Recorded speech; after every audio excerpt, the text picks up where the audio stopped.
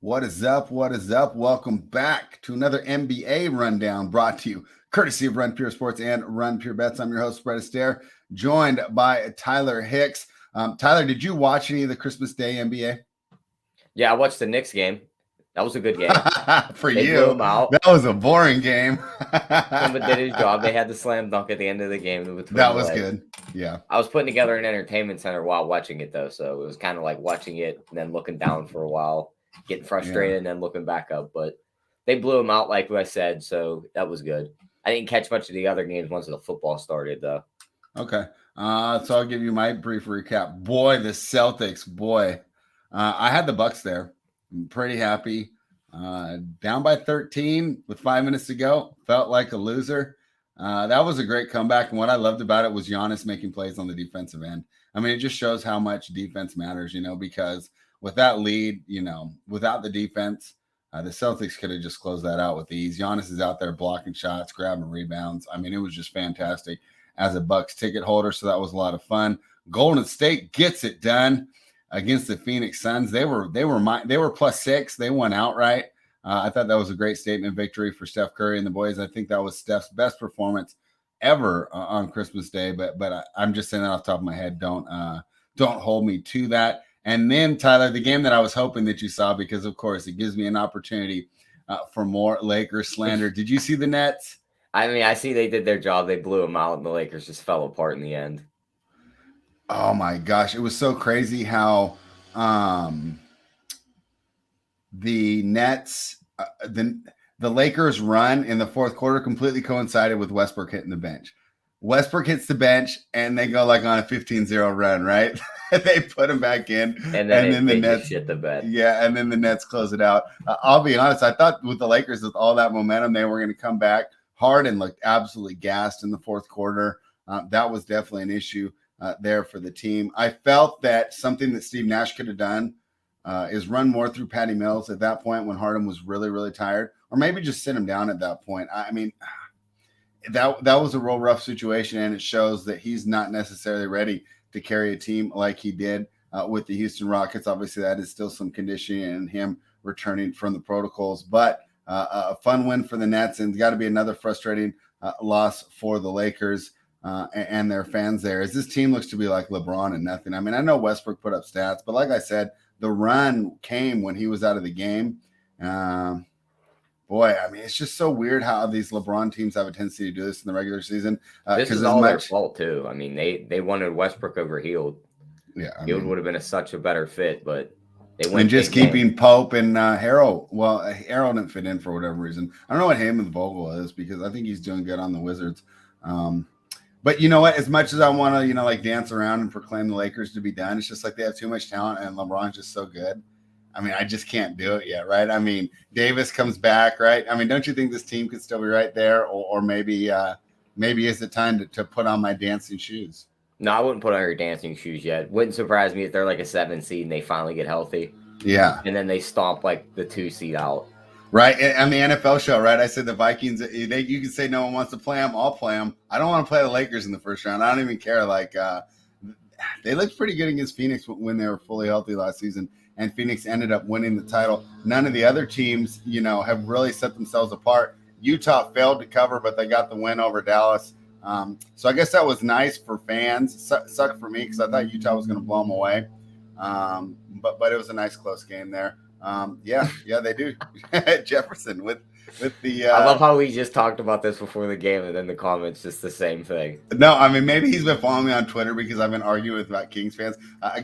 And this is where, Tyler, you should stop, right? So this guy's telling me, no, don't trade Fox, and I'm like, oh no, we might lose the 45th best player in the league. Oh no, right? And then he's like, what if we get Westbrook? And I'm like, wait, you want Russ? And then I'm like, what am I even doing with my time? Like, I mean, like I gotta treat myself with more self-respect than that. But you are right, Jefferson. The Kings are a terrible team. Let's jump into tonight. The Houston Rockets +7 at Charlotte against the Hornets. Jalen Green is back. Tyler, he's questionable. Kevin Porter's questionable. If those two guys are in, give me the Rockets, man. The Charlotte's not very good against the big men. I got Christian Wood down low. I think we can keep pace on the outside. Obviously, the defense isn't going to be very good, but I'm not saying they're going to win. I'm saying they're going to cover 7. What are your thoughts? Yeah, I agree. I'm on the same side as you. Those guys are in. Give me Houston here. And I agree with the Christian Wood take. I mean, his props are 18.5 on his points. Give me the over there. I like it better than his rebounds because Plumlee can cause some problems down low with the rebounding. Good point. But I don't think he's going to be able to keep up with Wood on the outside. So give me his over 18.5 is my favorite look in this game. I definitely like that look because it coincides directly with why I want to take the +7. The Chicago Bulls -4.5. Atlanta Hawks +4.5. Tyler, I love this morning. Trae Young was supposedly out, right? I mean, who was going to score for the Hawks team? It was going to be Bogdanovich. Yeah, I was like, oh, even missing Lonzo Ball and Alex Caruso, these guys are going to get it done. That was not the case, Tyler. Trae Young might play. I still like it at 4.5, but it was a slam dunk. But it was just one of those things, man. You're sitting there and you're going, why isn't this number 8? Right? Like, why isn't this number 8? Man, and then it's like, okay, well, you guys knew and I didn't. Shame on you guys. Anyways, what are your thoughts on the Chicago Bulls -4.5? No, I mean, I still like them here just because even though they might have Trae Young back, it's just going to be Trae Young and a couple other guys versus these main guys for Chicago. Yes, they're missing Lonzo and Caruso, but you're still going to have DeRozan, Levine, and Vucevic out there. Right. So give me them to still win the game by at least 5. I think they can get that job done. All right. Yeah. And give me some. I think Kobe White might have a nice little night too, jumping in the starting role. Maybe a little worried about the defense, but even if Trae plays, do they have enough offense to take advantage of this Bulls? This is going to look like the Bulls last year where they scored a lot and gave up a lot. That's why it's rough there with the -4.5. This 2-11, if Trae plays, seems short. What do you think? Yeah, I agree. If he plays, give me the over. Yeah, I like the over there too. And I think he's going to play the way this line has moved. So talk about line moves. Boston Celtics -5.5. Timberwolves +5.5. Tyler, this is where it's like rough doing NBA content, right? Because they don't want me to send in an article like 2 hours before the game, but I'm trying to do these articles as well as I can for the readers, just like we try and do this show as well as we can for the viewers and the listeners. And this news is just coming fast and furious. So I see that the line moved, right? Like a half hour after I sent the article. And I thought the Celtics at -9. So I'm like, oh, Tatum, Brown, blah, blah, blah, blah, right? So when I saw the line move, I said, oh, maybe Edwards is in because I didn't expect Edwards to play. I had written and capped it as he was out, even though he was, technically a game time decision. Now Edwards is ruled out, but so is Jason Tatum. This line has moved down to 5.5. Man, they got to do like a starting lineup thing, like where you get your bet back. Like if you like the starting pitchers in baseball. Yeah, I mean they really should. I mean, whichever book does that, I bet you is going to get a lot of business. We'll see if that ever actually happens. Even with the news, I like the Celtics because you're telling me like Malik Beasley is going to outscore like Schrader and Jaylen Brown and like I don't know. What do you think here? Am I making this too simple? I mean, Marcus Smart might miss as well. I mean, it is a pretty beat up Boston team. No, I agree. Give me Boston here. I mean, you're missing Cat on the other side. You're missing Anthony Edwards. So, and Russell. Yeah, and Russell. So there's just not a lot of offense there. A couple other guys questionable, Kogi and Beverly. So, I mean, you could be missing a ton of guys. Neither of them help the scoring. Those are defensive guys. Yeah, but they could slow Boston down. That's the thing. Okay. If they're not out there, then Boston's just going to have a field day. Mm-hmm. But even then, I mean, there's just going to be so much on their plate. Give me Boston here. I think they get the job done. And I like Jaylen Brown's props over 28.5. He's just going to chuck the ball a game spread. Yeah, I mean, obviously for the professional DFS advice, we'll tune into Hardwood Live later on the Run Pure Sports YouTube channel, right? But hey, don't need to be a pro to say that Jaylen Brown's going to be a good play tonight, right? Yeah, he's going to shoot the ball at least like 20 every single one of those shows. It doesn't matter. Run Pure, all the other ones. Everyone's going to give out Jaylen Brown tonight, and hey, it'll probably be a good play. Total here is 213.5. What are your thoughts on that? I lean over because I could see this just being like no defense and teams just up and down, and I could see Boston putting up a big number. Yeah, definitely. We'll see how that goes. I was thinking under. How do you feel about Jaylen Brown 25 plus points and then Boston wins at even money? I think that's pretty much like the bet for this game. 25. What's his average on the year? Like 18? It's right around 19, 20. Yeah, I'm just going on top of my head, but yeah. And now with no Tatum, he's going to take increased shots. He should be able to get to 25. I would think so too. I wonder if you looked at his game log with Tatum out, what it is so far this year. I bet you at least 60% of the time he goes over there. So what's your total there? Jaylen Brown 25 plus, and Boston wins at even money. Oh, even money. Yep. Okay, yeah, I think you're getting like a 55 to 60% chance, probably closer to the 60. Like I said, maybe double check those game logs with Tatum out. How many games does Tatum miss this year? I think it's a little bit less than double digits. He hasn't missed much, I don't think. Yeah, maybe that sample size isn't even indicative. But I do remember last year when Tatum was missing time, Brown would go off. Yeah. And it's one of the things where like one of those two guys goes out, the other one just gets all that increased usage and their numbers just inflate. Here's a good question. With all the T-Wolves bigs out, would you play Rob Williams rebounds and points? Yeah, I mean, I don't hate those props. I see 12.5 and 10.5 on his points and rebounds. Or you could even go ahead. I would say my counter argument would be, isn't it a tougher night with Cat out? Because now you got to go against Naz Reid and guys who can actually play defense. Yeah, but Williams is going to tower over a guy like Naz Reid. Naz Reid's only like 6'8". Oh, okay. All right, good but point. I mean, you could even do Robert Williams double when Boston wins is plus 170.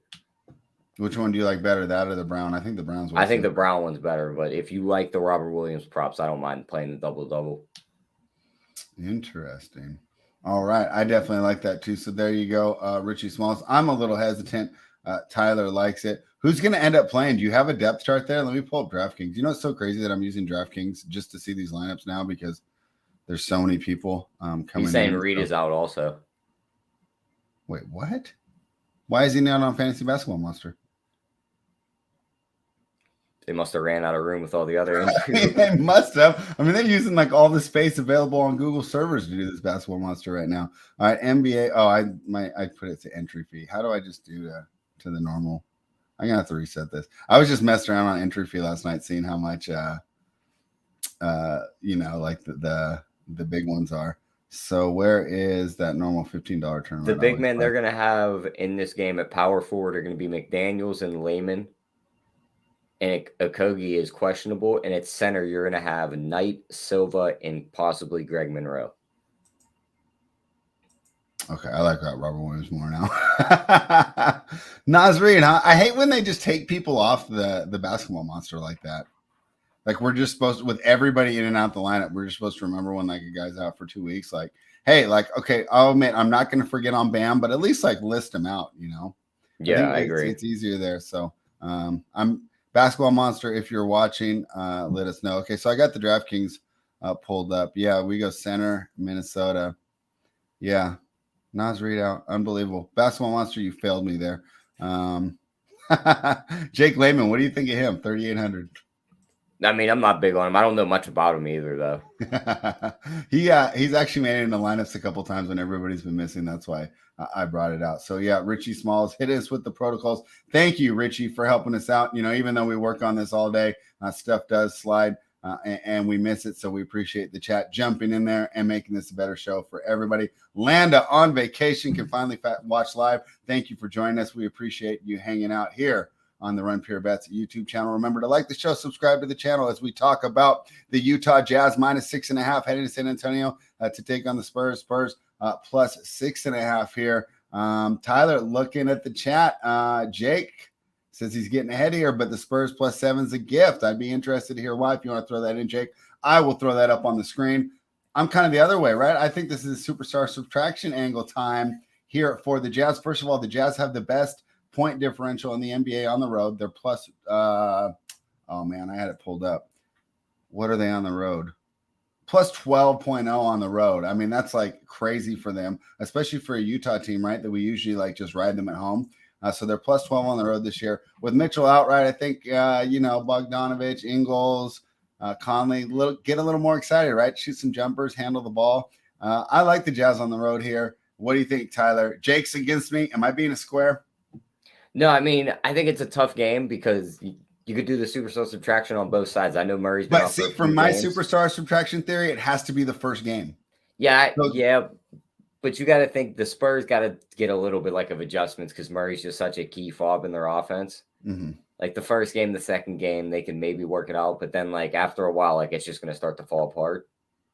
So I'm kind of staying away from the side. I think 7.5 maybe a little bit too much because I think it's just going to be an ugly game. Mm-hmm. Give me the under here, that under 231.5. Okay. I think that total is way too high. Yeah, that's crazy. Jake says Utah's only 16-16 against the spread. They've been overvalued this season. Let me pull up their road spread numbers though, Jake, because I think they're not covering at home where they're laying like 12-13 every night. And their point differential is actually less at home this season. And then outside of Gobert, who's going to have like a real like great matchup on Utah's side? Like the wings are going to draw like Johnson, Vassell, and those guys. They play pretty good defense. Like they're not going to get great open shots. Yeah. 8-5 on the road this year for Utah ATS, right? So 16-16 overall. That means they're what? 5-8? No. Yeah. I don't know. I'll figure that out. Excuse me. I got a lot going on in my mind right now. Do you have props for this game, Tyler?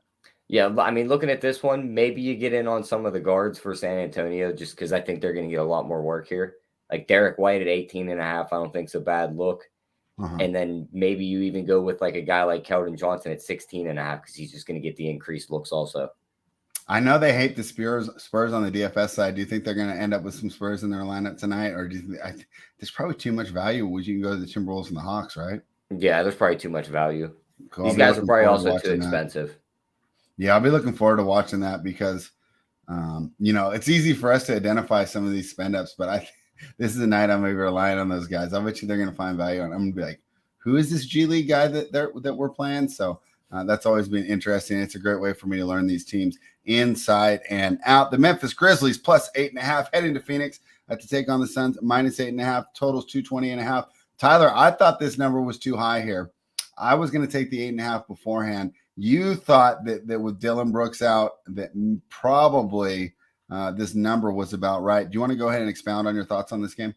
Yeah, I mean, my worry here still is I've asked you the question too. You've watched more NBA than me. Mm-hmm. I asked, is Ja Morant integrated back into this offense yet? Because he's a ball dominant guard. And we see those when they come back from injury, they have troubles getting integrated back into the offense and it slows the team down. You said no. There's no chance I'm taking this Memphis team against one of the best teams in the NBA in Phoenix. Yes, they will be without their head coach, but they got a great coaching staff. Somebody will step in. They'll play the same they got offense. a coach on the floor, right? Yeah, they have Chris Paul also, so they'll be fine. The whole coaching staff could be out and they'll still win this game. So give me Phoenix here, spread. I think they get the job done.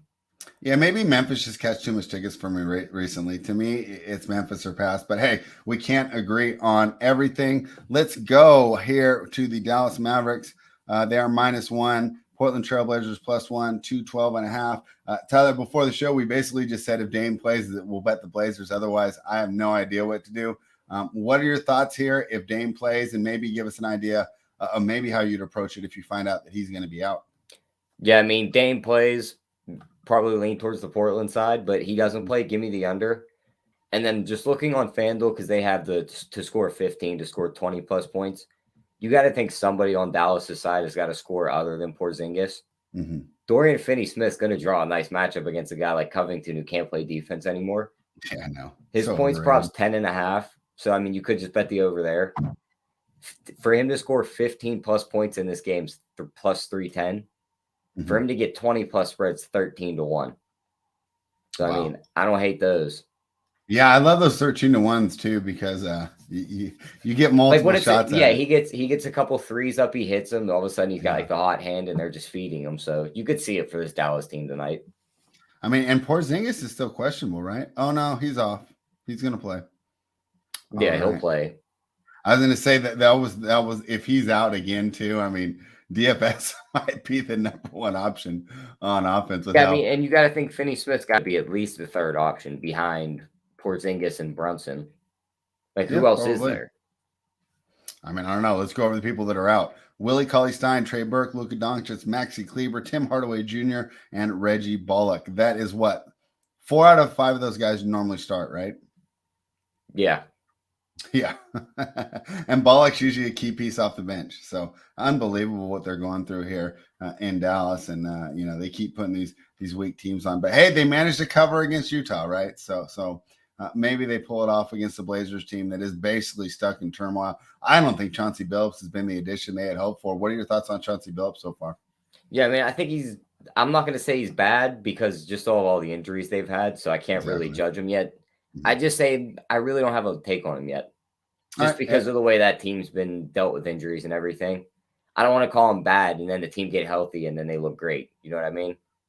Yeah, I mean, yeah, you're right. Like if you're doing one of those little things, where you give everyone a grade, I think incomplete is fine. So you're probably onto something there. Let's go to the last game of the night, Tyler.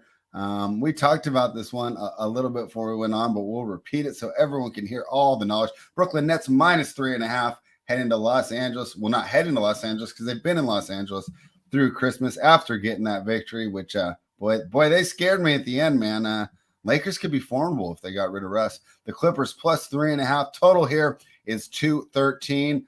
Tyler, another issue with the injury report here, but I don't think these players are as important as say like the Mavericks here. But let's go ahead just so everybody knows. KD's out, Day'Ron Sharp's out, Kessler Edler's out, Cam Thomas is out, LaMarcus Aldridge out, of course Kyrie Irving, who has yet to play for them this season, and David Duke. Langston Galloway's back on the Clippers side. They'll be missing Hartenstein, Reggie Jackson, Jay Scrub, Batum. And then, hey, like, what if I didn't watch Basketball Weekend, Basketball Monster? Like, let us know that Paul George is out, man. Put him on the main sheet. Let us know. But, hey, I remember that. Paul George is out, too. So I had a little square parlay last night with the Bulls and the Nuggets. And, I was just trying to fade this Clippers team. They actually didn't play that bad without PG. Almost got it done against the Nuggets. The Nuggets blew another 17-point lead in the third quarter, making me sweat. But in the end, they got it done. But I'll tell you what, it made me think, hey, this Clippers team's not that bad. I don't think they're an auto fade missing PG. Let's look at the individual matchups. However, here, I think that Brooklyn still has the matchup advantage, and I like the Brooklyn side. What do you think? Yeah, I mean, I totally agree with you on the Brooklyn side. I just think they have the better matchups, too. I mean, you look at it, Harden's going to draw a great matchup against these guards. It's either going to be Bledsoe, Mann, or Kennard trying to guard him. Mm-hmm. None of those are going to be able to stop him. They're not bad, though, right? They're not Bledsoe bad, and Mann aren't like the worst. Mann's probably the best defender there, but Bledsoe, I don't think he has a step to stay with Harden anymore. Harden's not the fastest, but he'll get him in foul trouble. And he's still, you know what he's been doing later, like especially against the Lakers, I noticed he was getting to the rim pretty well. Yeah, and also Patty Mills is just going to float around the 3 line against these guys too. One of them guys are going to have to chase him. I think Claxton's athleticism is going to give Zubac some problems because he's more like a statue down there. And looking at it, they have Claxton's rebound set at 6.5. I know he grabbed 6 on Christmas, but you got to figure LA's a bigger team. And this Clippers team isn't as big as that Lakers team. Right. You could even go all the way up to 10 plus rebounds on FanDuel spread. 10 plus for him is plus 370. I mean, he played 32 minutes on Christmas. He's going to play. Yeah, he hit me with that fire. He hit me with that fire on DK. I was able to cash some Christmas tickets too. They didn't even have a hardwood live for me to watch, and I still just used the cores. And Claxton was in there, and we played him. Richie Small says Batum is out. Yeah, I might have forgotten to mention just because in my head he's been out so much this year, and he means a lot to this team, right, Tyler? We saw how good that Batum was last season, running that small ball 5 when they were upsetting the Jazz, right? Yeah, I mean, for sure. He stands in the corner, he hits his threes, and he still plays good defense for an old guy. And he can go like 4 or 5 through 2. Yeah, the Clippers are going to need a big game from BJ Boston here if they're going to want any chance. I mean, the kid's been playing. Yeah, he's good. I can't believe he fell. Just imagine he fell that far in the draft if they redrafted. There's just no chance. He's got to be back end first round. And Tyler, I like him because he gives great interviews, right? Talking about, he's having a weird relationship. The relationship with the basketball, the hoop is complicated right now. I always like that. Last night he had 18, 3 and 2 on 6 for 15 shooting, played 33 minutes. I don't see props for him listed, but if you can get like a 15 on his points, I would definitely take the over there. I'm gonna check his DK price here real quick and see if he's a lock here. Let me go to all here. He's only 3,300, Tyler. Do I just start my lineup right there? I mean, I don't hate it. All right. But remember, we are not the DFS experts, but if you want all that DFS knowledge, head over to runpuresports.com. Use the promo code GETBETS to become a member, get access to both the DFS side and the bet side. Tyler, let's show them what we do on the bet side. Give them the best bet. What is your best bet for the day? I'm going to go with the under in the Utah's San Antonio game. And then in that Boston game, I'm going to go with that Jaylen Brown 25 plus and then win at even money. Mm-hmm. And I'm looking now to see if they have a Claxton. Yeah, Claxton double and Brooklyn wins that last game spread plus 1,000. That's just way too good of value. Yeah. Like he's going to catch alley-oops. His points props 9.5 if he goes over that, just catching alley-oops and getting putbacks. He draws Zubac out of some things. He grabs some rebounds. He gets you up to 10. That's plus 1,000 is going to look great. Give me all right. Well, since you got the Nets winning, I'll stay away from that one. I know I kind of swooped in on like 3 plays. No, it's fine because there's a bunch I like. Right now, I'm deciding between the Bulls and the Hawks. I mean, I like the Bulls a lot. I know it sucks that Trey's back, but I still think that spot's good. I'm going to go with the Chicago Bulls minus 4.5 in Atlanta. Oh, one other thing I wanted to make on that game too, Tyler. At this point, if you're putting the back-to-back in your handicap, like, nope, it is completely built in. Like the fatigue stuff is now on 3 and 4, 5 and 7, 5 and 8, right? Those are the spots you want to target. Just a simple back-to-back, especially coming off a weekend of rest. That's already built into the line. I don't think you can find an edge there fading the back-to-back. So that would be my final point about the Bulls game. Tyler, anything else for the people before we sign off? Nope. I mean, just tune in tomorrow. We'll be back with another NBA rundown. And then the rest of the week, we'll have NFL videos and more NBA videos. So just subscribe and like the channel. Exactly. Subscribe to the channel. We will be back tomorrow at 3:30 Eastern. That should be a lot of fun. And Tyler, usually Tuesday's easy. 8-game slate tomorrow. So that will be good too. A lot of options for us to go through. See my guy Huntley for MVP in the chat. Too bad. I'm surprised he's not Johnson for MVP this week. Oh my gosh. Johnson for, yeah, maybe it'll be Ian Book for MVP after if he surprises us tonight, Tyler. But I doubt it. Richie Small says, hit the like. We appreciate it. We will be out. We'll be back tomorrow at 3:30 Eastern. Subscribe to the channel. Be notified when we go live. Run Pure.